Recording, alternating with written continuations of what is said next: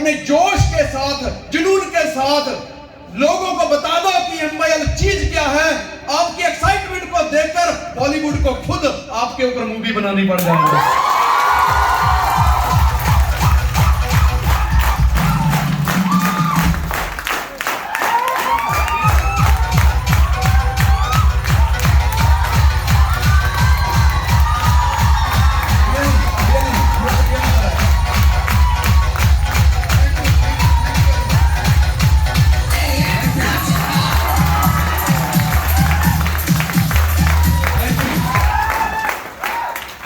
वाले भाई मेरी तरफ ध्यान देना, जब मैं ऐसे बंद कर देना, क्योंकि ये इतने जुनूनी लोग हैं, इतने पागल लोग हैं। अगर ये बजता रहा ना तो मुझे लगता है दीवारें तोड़ के बाहर चले जाएंगे। मेरे बारे में कितने लोग जानते हैं? इसका मतलब है मैं नीचे आ जाता हूँ, मुझे बताने कितने लोग आज मुझसे पहली बार मिले। सारे लोग पहली बार मिले। आपकी गलती है क्योंक't आप इस संसार में लेट आए। मैं तो बहुत टाइम का आ गया हूं। तो सुनना चाहते हैं मेरे बारे में?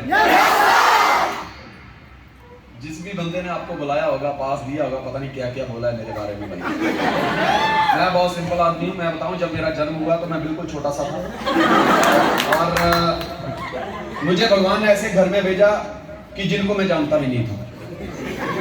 मैं माँ बाप को जानता ही नहीं था। फिर जब थोड़ी सी होश वाली 1.5-2 साल का हुआ तो किसी को दादा बोलने लगा, किसी को मम्मी बोलने लगा, किसी को पापा बोलने लगा, किसी को बुआ बोलने लगा। तो धीरे धीरे सब रिश्तेदार, कभी कोई मोना शोना, कई कुछ सब कुछ बोलते हैं। फिर मैं बताऊं, एक तो अनजान लोगों के बीच में भगवान ने भेजा, ऊपर से बिल्कुल छोटा बना के। 1.5-2.5 साल तक तो कोई होश ही नहीं थी, बड़ा मुश्किल से चलने सीखे। फिर मैं बताऊं, उसके बाद मुझे स्कूल भेज दिया नहीं। तो स्कूल जहां भेजा वहां भी मेरा कोई रिश्तेदार नहीं था, बिल्कुल अनजान। जो मेरे राइट में बैठता था उसको भी मैं नहीं जानता था, जो मैं लेफ्ट में बैठता था उसको भी नहीं जानता था, जो टीचर मुझे पढ़ा रहा था या पढ़ा रही थी उनको भी नहीं जानता था। मैं बोला यार अजीब जिंदगी है साला, जहां भी भेजते हैं अनजान लोगों के बीच में। फिर मैं धीरे से प्राइमरी स्कूल के निकल के मिडिल स्कूल में गया, टोटल अनजान लोग। फिर वहां से निकल के हाई स्कूल में गया, टोटल अनजान लोग। हर बार अनजान से ही पाला पड़ता रहा, अनजान बुकें, अनजान जो जितना ज्ञान था वो सारे अनजान लोग। फिर मैं अपने लाइफ की शुरुआत करने के लिए, अपने सपने पूरे करने के लिए एक सोच लेकर, एक क्या कहते हैं, एक ड्रीम लेके घर से निकला। तो मैं लुधियाना गया। वहां जिस इंसान के पास मैं जॉब करने लगा वो भी अनजान था। दोस्त, इवन कि जब मुझे नेटवर्क मार्केटिंग का प्लान हुआ तो वो मेरी वाइफ ने किया, लेकिन जिसने विजन क्लियर किया वो भी अनजान ही था। दोस्तों, जब मैंने प्लान की शुरुआत की तो मैंने दोस्तों के साथ की, मैंने दोस्तों को प्लान किया, मैंने रिश्तेदारों को प्लान किया, मैंने पड़ोसियों को प्लान किया, मैंने मकान मालिक को प्लान किया, लेकिन एक भी नहीं है। जब प्लान हुआ रविंद्र रघुवंशी को, जिसको मैं जानता भी नहीं था, अनजान था, बंदा जुड़ गया। साला जिंदगी की समझ लगी कि अपने तो सिर्फ टांगे ही खींचा करते हैं। जब तेरा जन्म ही अनजान लोगों के बीच हुआ था तो दोस्त याद रखना, तेरे सपने भी अनजान लोगों के बीच रहे।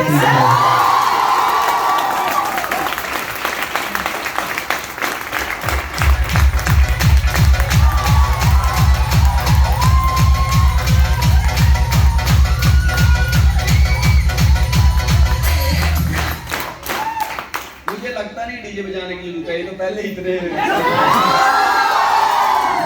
मैं जब बेगूसराय में था, तो जगह का नाम याद नहीं रहता, इतने सेमिनार लगाता हूँ मुझे पता नहीं चलता ये भागलपुर है कि ये बेगूसराय है। अभी ये वाली जगह कौन सी है? अनजान। मतलब मैं जब भी अनजान जगह पे जाता हूँ बड़ी तरक्की होती है लोगों की। और आज मैं 20 सालों के इतिहास में पहली बार आपके पास आया। दोस्तों, इस इंडस्ट्री में आने से पहले I was diesel mechanic. Himachal का मैं रहने वाला हूँ। 16.5 साल की उम्र में मैंने घर छोड़ा था। जिंदगी की शुरुआत 9 साल की उम्र में मैंने पहला लेबर का काम किया था। 1 रुपया दिहाड़ी मिली थी। पैसे की वैल्यू छोटी उम्र में समझ आ गई थी, क्योंकि सफर लंबा हो तो जल्दी शुरुआत करनी पड़ती है। सो फ्रेंड्स, सैटरडे संडे भी जब कभी छुट्टी होती थी तो हम गांव में कोई ना कहीं मजदूरी ढूंढ के अपना काम चला देते थे। जब करियर की शुरुआत की मैंने 9 मई 1992, 11th पास हूँ मैं। इतने पैसे नहीं थे कि मैं डिग्री कर पाता, पर मेरे पिताजी 3 बातें बताते थे। कहते बेटा, जिंदगी में एक चीज याद रखना, मांस सड़ा हुआ होना चाहिए, बंदा पड़ा हुआ होना चाहिए, कड़ा हुआ होना चाहिए, और पंडित पड़ा हुआ होना चाहिए। Yes sir. तो पंडित है? मैं कहा नहीं। तो बस ये पंडित का काम है पढ़ना। मांस सड़ा हो, पंडित पड़ा हो, लेकिन बंदा कड़ा हो। कोई मजा आता है। सड़ा का मतलब ये नहीं कि उसको कीड़े पड़े हो, सड़ा का मतलब पका होना चाहिए पूरा, तो ही मजा आता है खाने में। और पंडित अगर पूरी पढ़ाई की है उसने ना, तो ही आपको पूजा करने का फायदा मिलता है। और जिंदगी में जिस तरह जिंदगी लाइफ एक गहना है, गहना। और आपको पता है गहना वही ज्यादा टाइम तक चलता है जिसकी घड़ाई बहुत अच्छी तरीके से हुई है। तो दोस्त, मैंने अपनी जिंदगी की घड़ाई करने के लिए 9 मई 1992 को अपना घर छोड़ा दोपहर के 11:42 पे। लुधियाना में गया, वर्कशॉप में अपने जिंदगी की शुरुआत कर दी। काम करते करते 13 अप्रैल 1994 को मेरी राइट साइड की आंख में चोट लग गई, गेयर बनाते बनाते। रात के करीब 8 बजे का टाइम था। चोट लग गई और रात के 2 बजे तो मेरी आंखें एकदम सूज गई। फिर सुबह तक इंतज़ार किया, पानी बह रहा था। डॉक्टर के पास गए, डॉक्टर ने बोला इसमें तो गेयर के दांते लगे हैं अंदर। 3 दांते थे उसके अंदर, वो निकाले, 2 निकाल दिए। पहले बोला 2 ही है, 2 निकाले। फिर आंख ठीक नहीं, मेरे को दर्द बहुत हो रहा था, आंखों से पानी बह रहा था। फिर उसके बाद दोबारा मैं दूसरे दिन फिर गया, आंख सूज गई, एकदम लाल गोला जैसा हो गया। फिर डॉक्टर के पास गए, उसने बोला 1 दांत और है, वो भी निकाला। 1 महीना में DMC लुधियाना में एडमिट रहा। दोस्त, घर पे आ गया। जब लोगों का दिन होता था मेरी रात हो जाती थी, क्योंकि दिन में थोड़ी सी भी रोशनी देखता था मेरी दोनों आंखों से पानी बहने लग जाता था। मैं धीरे धीरे अपनी याददाश्त खो रहा था, मुझे समझ नहीं आ रहा था कि ये सामने कौन बैठा है। डॉक्टर ने जो दवाई दी थी, कहा कि इसको फ्रिज में रखना है, जब भी डालनी है तो एक तो ठंडी हो जाएगी और वो दवाई सूख जाती थी तो आंखों को ठंडक मिलेगी। मेरे गांव में करीब 1.5 किलोमीटर 2 किलोमीटर दूर फ्रिज था, हमारे पास फ्रिज नहीं था। पंखा उस समय मेरे घर में आया, रेकमैन कंपनी का 795 का पहला पंखा 1994 में मैं लेके आया था, जब आंख में चोट लगी। फिर मेरी माँ दिन में 3 बार वो 2 किलोमीटर चल के जाती थी, उनके घर में फ्रिज में दवाई रखती थी, वहां से बड़े संभाल के उसको घर पे लेके आती थी, मेरी आंखों में दवाई डाल के फिर वहां डाल के रख के आ जाती थी। तो मतलब उस समय मेरे को जिंदगी का पता चल रहा था कि यार जिंदगी को चाहिए क्या, कि मेरे पास किस चीज की कमी है। दोस्त, उसके बाद मैं 6 महीने तक अंडरग्राउंड रहा। मतलब रात को मैं जाग जाता था, क्योंकि रात को अंधेरा होता था तो मेरा दिन हो जाता था। जब दिन होता था मेरी रात, मैं कमरा बंद करके सोया रहता था, क्योंकि जैसे आंखें खुली पानी निकलता था। 6 महीने तक ये चला। मैं 19 सितंबर 1994 को गुजरात में आया, सिर्फ आंख चेक करवाने के लिए। जब डॉक्टर को मिला तो डॉक्टर ने कहा कि तेरी आंख ठीक हो सकती है, टाइम लगेगा, तुझे हर दिन हफ्ते में 1 बार यहाँ पे आके इसका ट्रीटमेंट करवाना पड़ेगा, मुझे चेक करवाना पड़ेगा। मैंने मन में सोचा यार 2 दिन लगते हैं मेरे को हिमाचल से गुजरात पहुंचने में, जब मैं उसको आंख तीसरे दिन चेक करवाऊंगा फिर 2 दिन जाने में लगेंगे, 5 दिन हो गए। फिर उसके बाद फिर वापस आना पड़ेगा, क्योंकि 7 दिन बाद फिर चेक कराएंगे। फिर गया, कपड़े चेंज किए, फिर वापस चलो चेक करवाने। तो मैं कहा मुझे तो ट्रेन में ही घर बना लेना चाहिए। मैं क्या करूं। इंसान वो होता है, 2 तरह के लोग होते हैं, एक हालातों से एक्सपायर होते हैं और एक हालातों से इंस्पायर हो जाते हैं। एक्सपायर होने वाले बहुत ज्यादा होते हैं, बहुत कम लोग होते हैं जो हालातों से इंस्पायर होते हैं। मैंने कहा यार चोट लगी है, इसको कैसे कैश करवाया जाए कि मुझे मेरा नुकसान भी ना हो, मेरा काम भी चलता रहे। मैंने ना गुजरात के अंदर ही काम करने शुरू कर दिए। हफ्ते मतलब वहां से पैसा भी ले रहा हूँ, पैसे भी कमा रहा हूँ, काम सीख भी रहा हूँ, और साथ में हफ्ते बाद डॉक्टर को चेक भी करवा रहा हूँ। काम सॉल्व हो गया, मतलब 1 पंथ 2 काज। दोस्त, 26 जनवरी 1997 को मैंने अपना खुद का वर्कशॉप खोला। उस समय मेरी उम्र थी 21 साल थी, 22 मेरा रनिंग चल रहा है। मेरी जिंदगी का एक रिकॉर्ड रहा है। You are very lucky. मैंने कभी ये बातें कही नहीं है, लेकिन मुझे लगता है हालातों के हिसाब से आदमी को बताना चाहिए। वो आ रही है। Yes sir. परिवार में बेटों में मैं सबसे बड़ा हूँ। स्कूल में रिकॉर्ड पे रिकॉर्ड तोड़े हैं मैंने। पैसे नहीं थे जिस वजह से पढ़ नहीं पाए, वक्त में फर्स्ट सेकंड डिवीजन से हमने कभी थर्ड नहीं ली। जब मैं वर्कशॉप में आया तो वर्कशॉप में I was very specialist mechanic. Tata गाड़ी का मैं स्पेशलिस्ट मैकेनिक। आज की डेट में भी जो मेरे पास गाड़ी है मर्सिडीज, कंपनी वाले मुझे बना नहीं सकते क्योंकि I know each and everything. मैं गाड़ी की आवाज देखते पता लगा लेता हूँ इसमें प्रॉब्लम क्या है। तो पहले समझाते हैं, उन्होंने लिखा ही वर्कशॉप में संजय धीमान मैकेनिक, कि मैकेनिक की गाड़ी है तो समझे वो एक्सपर्ट आदमी लगाते हैं उसमें। उससे पहले मेरे पास जेटा कार थी, तो जेटा कार में जब कंपनी में सर्विस होने के लिए जाती तो 25,000 लगता था। वही सर्विस में बाहर खुद एक मैकेनिक से मिलकर ये करना है, ये डाल दे, 8,000 रुपये में सर्विस हो जाती थी। तो कितना बचता था? 16,000 रुपया। मतलब मैकेनिक लाइन में भी मैं टॉप स्पेशलिस्ट मैकेनिक थी। उसके बाद मैं नेटवर्क इस इंडस्ट्री में आया।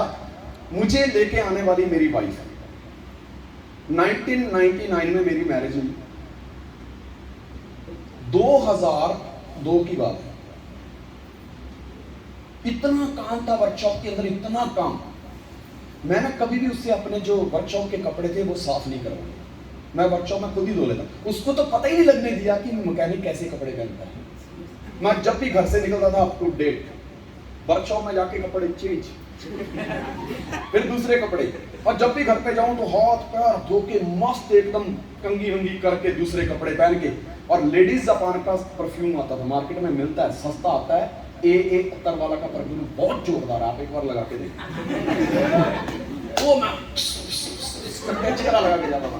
जैसे वाइफ के शाम को घर पे पहुंचूं तो इसलिए लगाता था कि उसको मेरे डीजल की भनकल वहां तक ना जाए, क्योंकि मेरा बिजनेस और मेरा परिवार मिक्स नहीं होना चाहिए।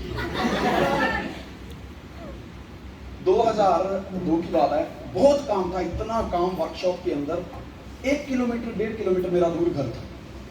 मैं 2-2, 3-3 दिन तक जा ही नहीं पाता। काम किया, थक जाता, वहीं गाड़ी के नीचे सो गया, फिर उठा काम पे लग गया।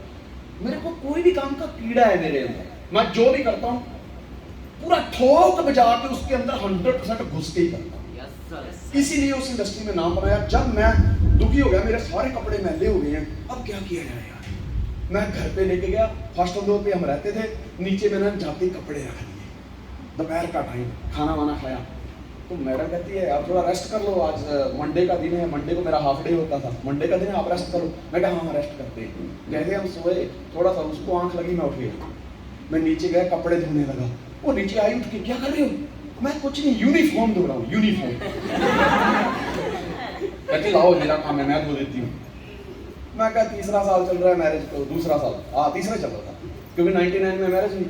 मैं कह इतना टाइम हो गया, तब से तो मैं खुद ही धोए जा रहा हूँ। कहती तो आपकी गलती, आपने दी है नहीं। मैंने उसको बड़े प्यार से, मैंने कहा डार्लिंग तेरा ना रंग बहुत सफेद है, और मैं नहीं चाहता कि ये काला, ये जो काला है गैरेज में, जो डीजल का कालिक है, ये जो ऑयल की कालिक है, ये तेरे को लगे यार, अच्छा नहीं लगेगा हैं। मैं कि तू मेरे सपनों की रानी है, मैं तुझे एज इट इज देखना चाहता हूँ। कहती नहीं लाओ मेरे पास लाओ। वो कपड़े धोती रही, मैं देख रहा हूँ उसको, काले शीटे कभी इधर पड़ रहे हैं, कभी इधर पड़ रहे हैं, कभी इधर, जैसे चांद पे थोड़ा थोड़ा दाग दिखता है ना। मैं वो कपड़े धोई जा रही, मैं उसको देख रहा हूँ, वो ऐसे ऐसे कर रही है। और ऊपर गए, कहते चाय पियोगे? मैं कहा तूने पीनी है क्योंकि काम तो तू करके आई है, मैं पिलाऊं? मैं कहा चाय मैं तो पीता नहीं, तेरे को तो पता है। उसने चाय बनाई, मेरे पास बैठी, कहती आज से मेरा एक ही मकसद है। मैं क्या? आपसे मैं ये धंधा छुड़वा दूंगी। मैं कहा तू बीवी बन के आई कि सौतन?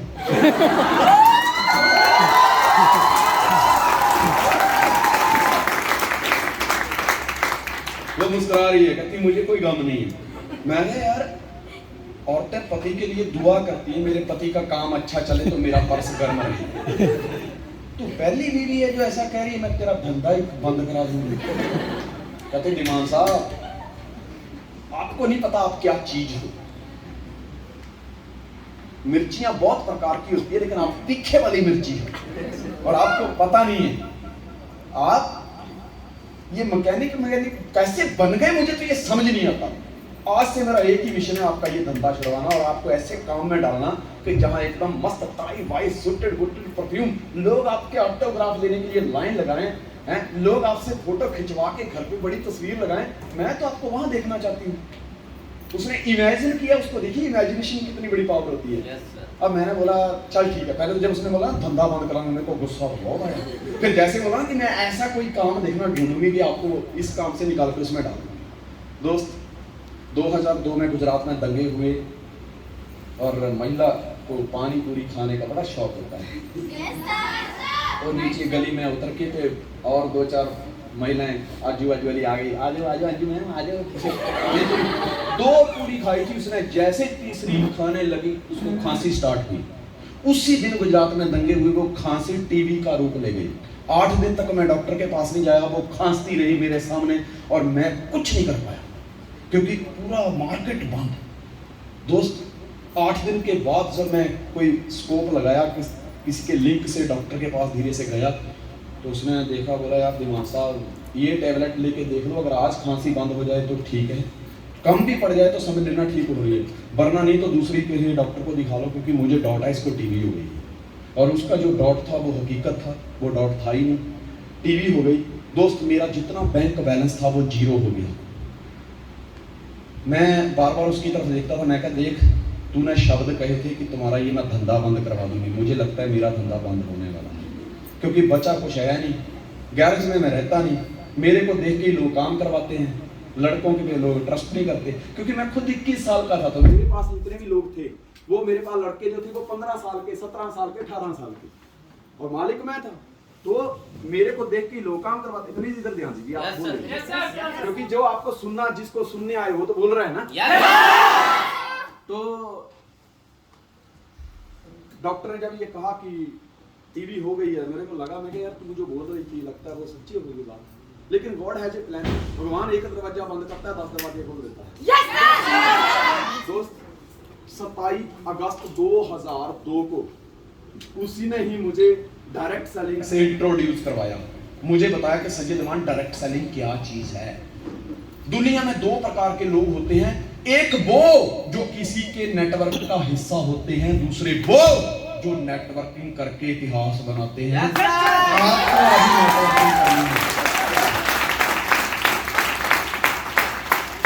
मुझे उसकी बातें समझ नहीं आ रही थी, मैं क्या बहकी बातें करती है, बीमारी की वजह से जो ऐसी कहती। मेरी बात सुनो, आज डॉक्टर का धंधा इसलिए डॉक्टर कामयाब होता है, इसके पर चलता है कि उसके पास पेशेंट का नेटवर्क कितना है। एक करियाने की दुकान वाला इस बात पे निर्भर करता है वो कितना कामयाब होगा कि उसके ग्राहक कितने हैं। एक सीए इस बात पे निर्भर करता है, अगर वो कामयाब होना चाहता है तो उसके अपने क्लाइंट का नेटवर्क बनाना पड़ेगा। आज टाटा को देखो, बिरला को देखो, रेमंड को देखो, आप अपना नाइकी को देखो, फिला को देखो, एडिडास को देखो, ये जितनी भी ब्रांडेड हैं, ब्लैकबेरी को देखो, सत्यपाल को देखो, ये जितनी भी ब्रांडेड हैं, इन्होंने अपना नेटवर्क बनाया है। और network is the key to success. आपको भी अगर जिंदगी में आगे बढ़ना है तो नेटवर्क बनाना पड़ेगा। दोस्त मेरे पास पढ़ने के लिए पैसे नहीं थे, मैंने कहा ठीक है, मैंने मम्मी को प्लान किया, रात के 8:30-9 बजे का टाइम, मैंने मम्मी को प्लान किया। मम्मी जैसे ही मतलब सोने के लिए गई, मैं धीरे से साथ में घुस गया कमरे में। पिताजी तो मेहनत करके आए थे, सोए थे, तो मैं गया। मम्मी जैसे मम्मी चारपाई पे बैठी, मैंने हाथ देखे, मैं इन्हीं हाथों से परवरिश की है आपने मेरी, बड़े कोमल होंगे नहीं मम्मी जवानी में। कहती बच्चा बहुत अच्छे हाथ थे मेरे। मैं कहा माँ तो ऐसे ही खूबसूरत होती है, शब्द में बड़ी ताकत होती है। तो मैं कहा देख काम कर कर करके कैसे हो गए तेरे हाथ। तो बेटा जिंदगी में गुजारा करने के लिए तो मेहनत करनी पड़ती है ना। मैं कहा मेहनत और गधा मजदूरी में बड़ा फर्क होता है। ये मेहनत नहीं है, ये गधा मजदूरी हो रही है। गधा मजदूरी क्या होती है, पूरा दिन भार हो, शाम को जब चरने का टाइम आता है तो चने नहीं मिलते, छोड़ देते, जाओ चर के आओ अपने हिसाब से। तो मैं कहा ये गधा मजदूरी है। मैं कहा मम्मी आज के बाद मैं कहा ये काम करना बंद। अब तुम काम नहीं करोगे, अब नौकर चाकर काम करेंगे। मुझे कहती है क्या बहकी बहकी बातें करती हो, क्या है तेरे पास, तू तो ऐसा लगता है जैसे पागल हो गया है। मुझे बड़ी खुशी मिली। मैं कहा अगर वकील बनना है तो LLB करना जरूरी है, अगर आपको डॉक्टर बनना है तो MBBS की डिग्री होना जरूरी है, लेकिन अगर आपको नेटवर्कर बनना है तो पागलपन की डिग्री होना जरूरी है। क्योंकि वो जो समझदार होते हैं वो तो किसी के नेटवर्क का हिस्सा होते हैं, लेकिन जो पागल होते हैं नेटवर्क वही बनाते हैं। मैं बड़ा खुश हुआ, और जब माता ने डिग्री दी हो खुद पागलपन की, मैं कहा अब तो काम चलेगा नहीं, दौड़ेगा। कहते पागल हो गया है, क्या है तेरे पास? मैंने फटाफट कॉपी निकाली, प्लान करने शुरू की। जैसे मैंने कहा लाखों रुपया आएंगे, दुनिया में घूमेंगे, सैर करेंगे। मेरे पिताजी ने चादर फेंकी, बोले बेटा मेरी भी एंट्री डालना। मैंने कहा कि मैंने ना आपकी एंट्री डलवाने के लिए प्लान नहीं किया, आप कोई ऐसा प्लान करो कि पैसे का जुगाड़ हो जाए, मेरी एंट्री डालो। बापू जी ने चादर उठाई, ऐसे करके सोने लगे। फिर ऐसे देखते हैं, बोले बेटा जिंदगी जंग है, जंग जारी रखो। फिर सो गए। मैं धीरे से पास में गया, चादर उठाई, मैं कहा बहुत अच्छा बोले, क्या बोले के बाद फिर बोलना हंसने लगे, कहते जिंदगी एक जंग है, जंग जारी रखो। मैं कहा आपका बेटा भी दबंग है, करोड़पति बनने की तैयारी रखो।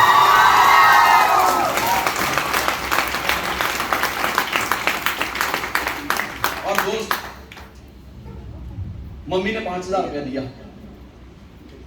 मम्मी से 5,000 रुपया लिया, वो भी मैंने ही दिए थे 2 दिन पहले। मम्मी ने 5,000 रुपया दिया, मैं धीरे से अपनी वाइफ के कमरे में, बेटा सोया था, 1.5 साल का बेटा था। मैंने कहा कहीं उठ ना जाए, बच्चे बड़े शरारती होते हैं, दिन में सो रहते हैं गुटर गुटर गुटर गुटर, और रात को जैसे ही मम्मी पापा के सोने का टाइम आता साले उठ जाते।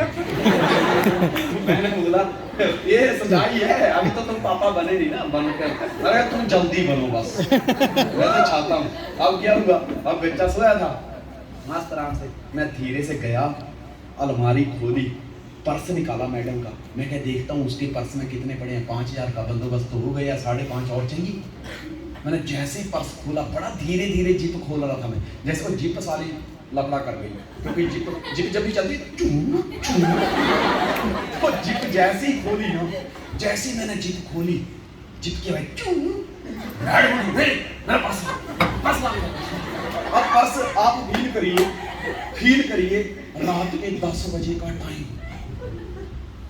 एक तरफ मैडम पर्स अपनी तरफ खींच रही है, मैं अपनी तरफ, वो अपनी तरफ, मैं अपनी तरफ, वो अपनी तरफ। मैंने कहा संजय दिमाग, इस तरह खींचा तानी में पर्स बेचारा दम तोड़ जाएगा, और ये 5,000 में से और 1,000-1,500 कम हो जाएगा, क्योंकि बोलेगी मेरा पर्स ला के दे। मैंने उसको कहा देखो लोगों को समझाना आसान होता है, पर अपनों को समझाना बहुत मुश्किल होता है। हर पति ये कहता है कि मैं दुनिया को मोटिवेट कर सकता हूँ, लेकिन खुद को असली पति, जो क्या होता है सर्वगुण संपन्न पति, वही होता है जो बीवी को मोटिवेट करे। ये होती नहीं जल्दी, ठीक है।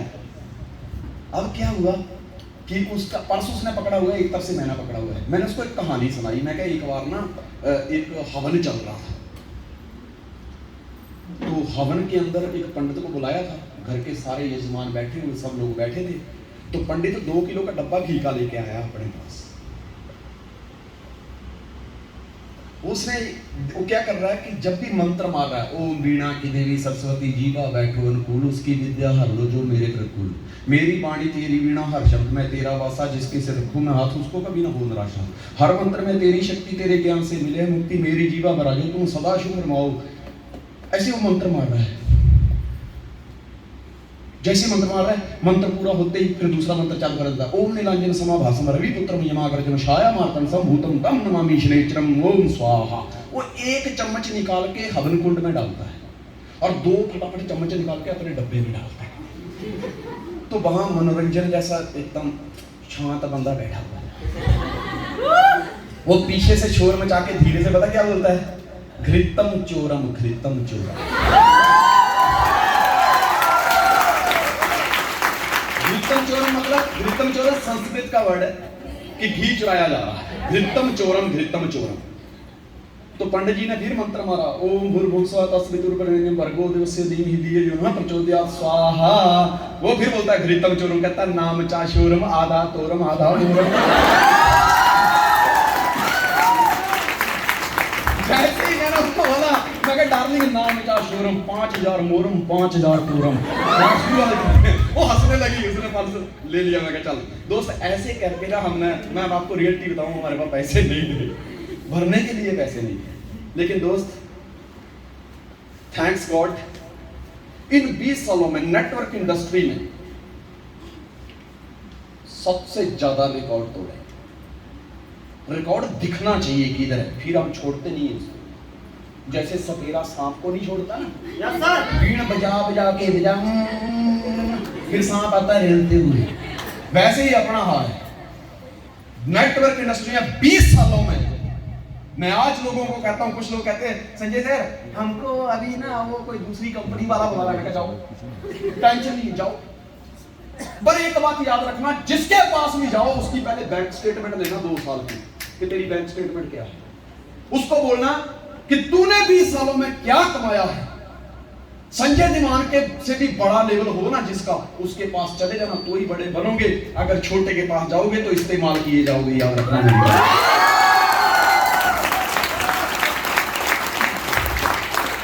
दोस्तों, जितने रिकॉर्ड बाहर जाने के, विदेश जाने के अपने हैं ना, इतने तो अमेरिका के नहीं होंगे किसी भी कंपनी के। क्योंकि कोई रिकॉर्ड, यहां तक कि कंपनी की जितनी ऑफर आती है हमने वो अचीव की, उसके बावजूद भी हमने ऑफर रखी और अपनी टीम को बाहर लेके गए। कहते it does not matter you are growing, but matters how many people growing with you. तुम्हारी गाड़ी आई तो बड़ी बात नहीं है, लेकिन तुम्हारी वजह से किसी की गाड़ी आई वो बहुत बड़ी बात है। तुम विदेश गए तो बड़ी बात नहीं है, लेकिन तुम्हारी वजह से लोग विदेश गए, बहुत बड़ी बात है। तुम कामयाब हुए तो बड़ी बात नहीं है, लेकिन तुम्हारी वजह से लोग कामयाब हो रहे हैं, ये फक्र की बात है, ये बहुत बड़ी बात है। दोस्त, सारे रिकॉर्ड तोड़े और अभी भी कोई हारे थोड़े हैं। कौन सी साइड से लगता है कि चाइना बढ़ गया, भूटान बढ़ गया? फिट है बॉस, अंदर से भी बाहर से भी। दोस्त, ऐसे करते करते आगे बढ़ते गए। 20 साल हो गए। 20 सालों के अंदर एक वक्त था जब मैंने शुरुआत की थी तो कोई मुझे जानता नहीं था। आज पूरे संसार में 4 लाख लोगों का नेटवर्क है। दूसरा कि जब मैं पहली बार बैंक में गया था तो 15-20 दिन तक मेरे को बैंक मैनेजर धक्के खिलाता रहा। तो मेरे काले कपड़े देख के बोलता अब टाइम कल होना, अकाउंट ही नहीं खुलता। लेकिन आज मालिक की कृपा से बैंक में जाने की जरूरत नहीं पड़ती। बैंक वाले सामने से अपॉइंटमेंट मांगते हैं, दिमान साहब कब आए आपके ऑफिस पे, आपका एक अकाउंट लेना है।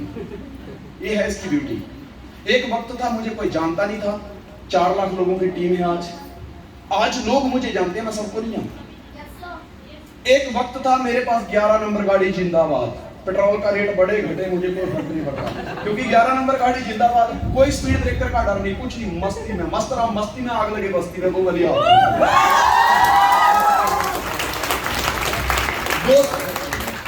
आज पहले मैंने गाड़ी ली 27 अगस्त सन 2004 को, 2 साल के बाद वैगनर कार।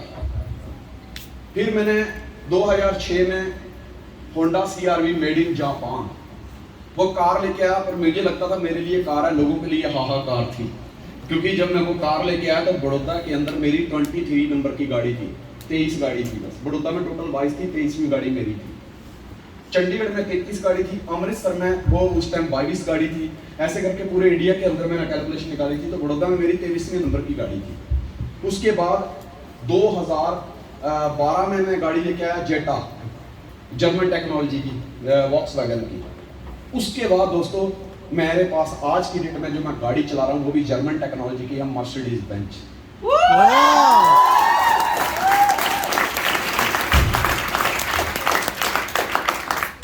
आज हम डिस्कशन करेंगे, और ये तो मैंने अपनी अचीवमेंट बताई है। मैंने घर नहीं बनाया, राहुल के पास आज भोपाल के अंदर खुद का बंगला है। यस रविंद्र का खुद का अभी 1 करोड़ के करीब लगभग बंगला उन्होंने बनाया। प्रमोद सिंह का बंगला है। गौरव 3 मंजिला बिल्डिंग तैयार कर रहे हैं, ठीक है। और किस किस ने बनाया मुझे पता नहीं है, लेकिन बहुत सारे लोगों ने। आज मेरे पास तो जब मैंने गाड़ी खरीदी थी वो 4.5 लाख की थी, लेकिन आज मेरी टीम में 4.5 लाख की गाड़ी का हम नहीं लेते, वो 8, 10, 15 लाख की गाड़ी लेते हैं। आज जो मनोरंजन के पास गाड़ी है वही गाड़ी 8.5, 9 लाख की गाड़ी है, ठीक है। आज प्रमोद के पास गाड़ी है, रविंद्र के पास गाड़ी है, मनोरंजन के पास गाड़ी है, राजेश राय के पास गाड़ी है, अपना गौरव सर के पास गाड़ी है, आज PS मान के पास गाड़ी है, मेरे पास गाड़ी है, राहुल जी के पास गाड़ी है, हमारी टीम विजय हनवत के पास गाड़ी है, अभिनीत के पास गाड़ी है। मतलब कि मुझे पता ही नहीं है खुशी पता कब होती है, जब मेरी गाड़ी आई वो मतलब नहीं है। मेरी टीम में जब कोई अचीवमेंट होती है मुझे उसके सबसे बड़ी खुशी होती है। यस, इन 20 सालों में कैसे रिकॉर्ड टूटते हैं, इन 20 सालों में कैसे फॉरेन के टूर हिट किए जाते हैं, इन 20 सालों में एक बहुत बड़ी टीम कैसे बनती है, इन 20 सालों में टॉप पोजीशन पे कैसे पहुंचा जाता है, क्या आप वो उसके बारे में जानना चाहते हैं? Yes sir. कितने लोग जानना चाहते हैं? Yes sir. आज देखिए हम डिस्कशन करेंगे। मुझे तो बहुत एंजॉय, बड़ा मजा आ रहा है आप लोगों के बीच। मैं आपको रियली बताऊं कि मेरी तो शिकायत है राहुल से, यार इतने अच्छे लोग थे पहले क्यों नहीं मिला है?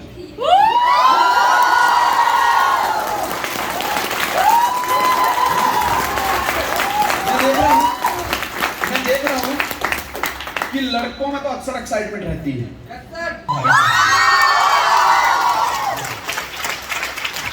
सबसे पहले आज डिस्कशन करेंगे कि मार्केटिंग में है, उसमें एक बहुत ही जबरदस्त ऑर्गेनाइजेशन MYL, उसके अंदर ऐसा क्या है, क्यों एक व्यक्ति ने, इस इंसान ने इस इंडस्ट्री में आने का फैसला लिया, ऐसा क्या तजुर्बा रहा उस व्यक्ति का, तो जानना चाहते हैं?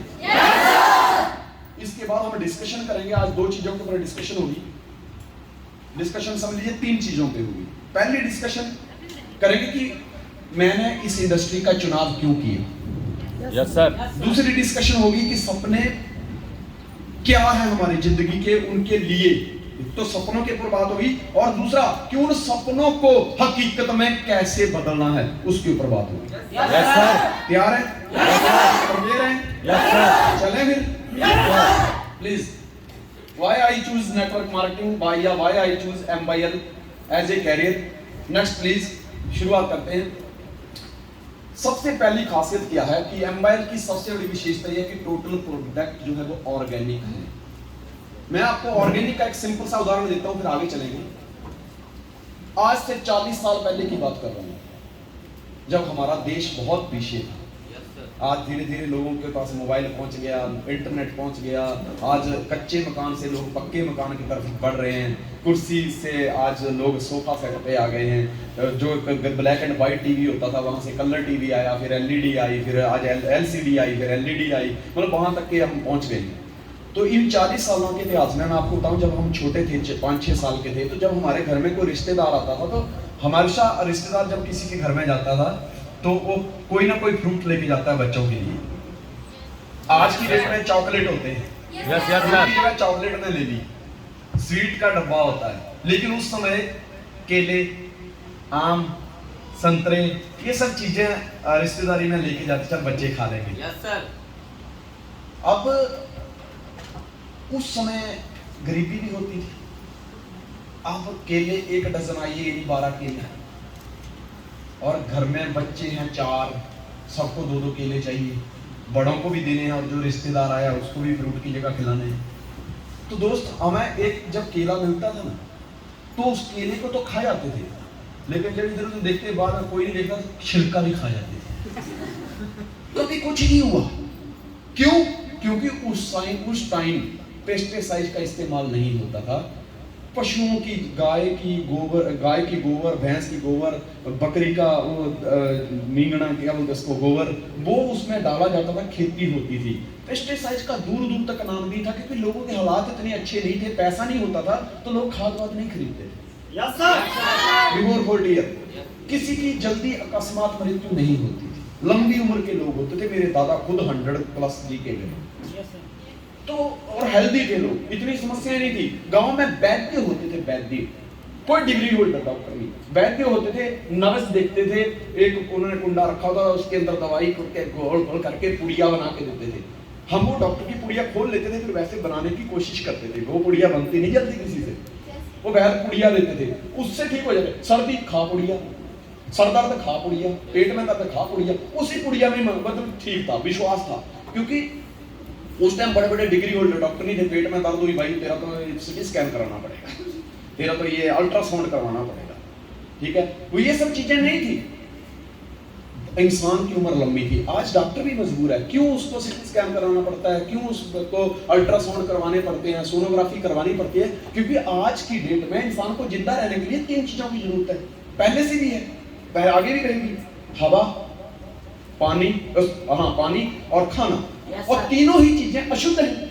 तो डॉक्टर को भी पता है कि एनवायरनमेंट खराब हो चुका है, मतलब कुछ भी अंदर गया है उसका हम रिस्क नहीं ले सकते, हो सकता है कोई मेजर चीज, मेजर बीमारी हो अंदर, इसलिए हमको इसका स्कैन करना जरूरी है। पहले वैद्य श्योर थे कि उनको पता था कि जो भी खाते हैं ये सब चीजें नॉर्मल है, घर में दूध दही होता है। आज का दूध जो आपके घर में आ रहा है, गाय भैंस तो आपने रखी नहीं है, लेकिन जो आ रहा है वो कैसा आ रहा है। अगर गाय रखी भी है, अगर उसको सही चारा नहीं मिल रहा, गाय बाहर बेचारी प्लास्टिक खा रही है, प्लास्टिक वाला दूध वो आपके पेट में जा रहा है, तो क्या हालत होगी इंसान की। लेकिन आज की डेट में आई एम वेरी हैप्पी, बहुत कुछ देखते हुए, पैसा कहीं से भी कमाया जा सकता है, लेकिन कहते हैं पहला सुख निरोगी काया, दूसरा सुख घर में माया। पैसा दूसरे नंबर पे आता है, पहला सुख आता है आपका शरीर तंदुरुस्त होना चाहिए। ये जिंदगी की पहली और आखिरी ख्वाहिश है, शरीर तंदुरुस्त रहना चाहिए। तो दूसरी मतलब यहाँ पे एक बार सबसे बड़ी खास बात है कि इसके प्रोडक्ट ऑर्गेनिक हैं, और मुझे बहुत खुशी हुई आज की डेट में ऑर्गेनिक।